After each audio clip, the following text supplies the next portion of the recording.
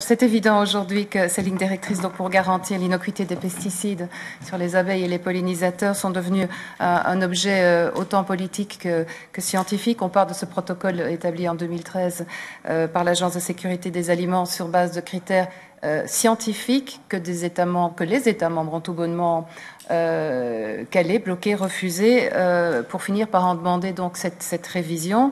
L'EFSA nous propose donc maintenant de choisir entre ces 4 scénarios de révision, dont j'ai l'impression que la plupart s'éloignent furieusement de ce qui est quand même notre objectif premier, à savoir inverser le déclin des pollinisateurs.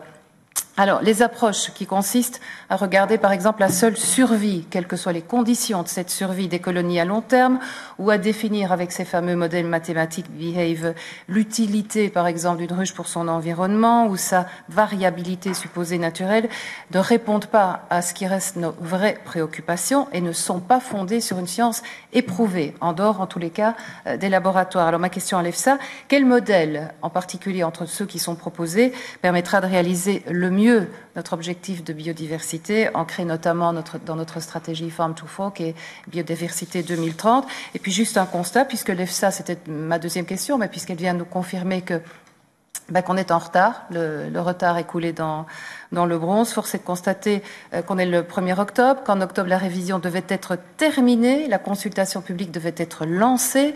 On attend toujours aujourd'hui les éléments cruciaux comme les valeurs seuil de mortalité. Bon voilà, simplement je me bornerai à ainsi dire que le constat est fait et qu'il est assez désolant, pour ne pas dire honteux effectivement, de voir que ce sont toujours les États membres, quels États membres, on le sait, qui bloquent ce processus. Merci beaucoup.